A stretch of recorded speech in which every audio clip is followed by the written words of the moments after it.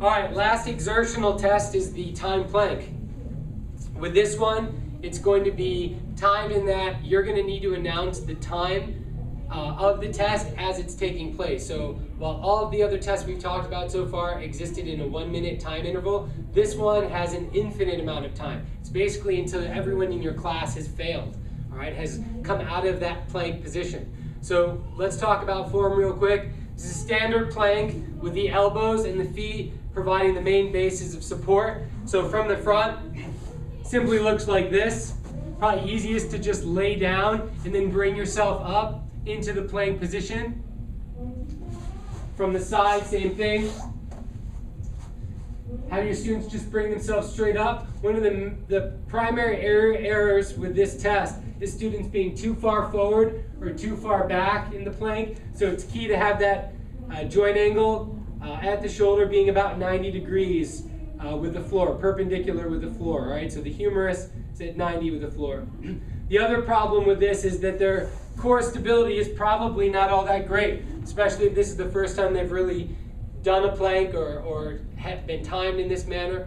So you're going to see a lot of movement at the hip, butts going up in the air, hips sagging, things of that nature. So you've got to emphasize that straight line position. Kind of, if one of your testing protocols uses push-ups, it's the same kind of thing. Straight line from the shoulder down to the point of contact with the floor. So corrections involving, situations like this or situations like this need to occur, all right? Those breaks in form terminate the test. So we need perfect form, and if the individual is not able to hold that, then that becomes their stopping point, all right? Now that can be cued a little bit from their partner. The partner can say, oh, watch your hips, make sure you're staying in that straight line. But if the partner sees that the form is broken, then that's it, time is off, all right? So you're gonna do this in 2 groups, allowing the partner to watch.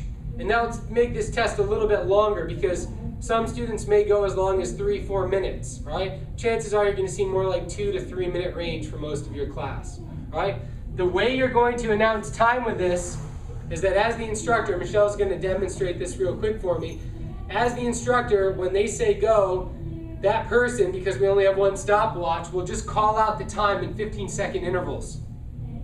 That way when that person fails, the partner can round their time to the nearest 15-second interval, all right? So let me show you what that looks like. So in starting position, basically ready to go. Ready? Start.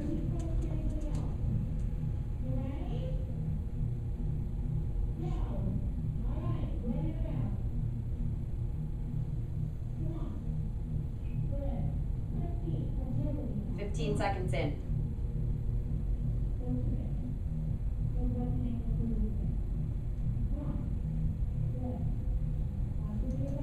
So be looking for things like this, or situations like this. As long as they're keeping that nice straight form, they're good to go. All right. So Michelle's just going to call out those 15-second intervals, and hopefully that will inspire people that when they start to get tired, maybe pushing to that next interval before they fail. All right. Again, this one's going to be a little bit tricky because you're calling out times, and the partner is going to be responsible for really determining that end point of the test. But again, with a little bit of demonstration, a little bit of explanation, there shouldn't be a problem. All right? Thank you.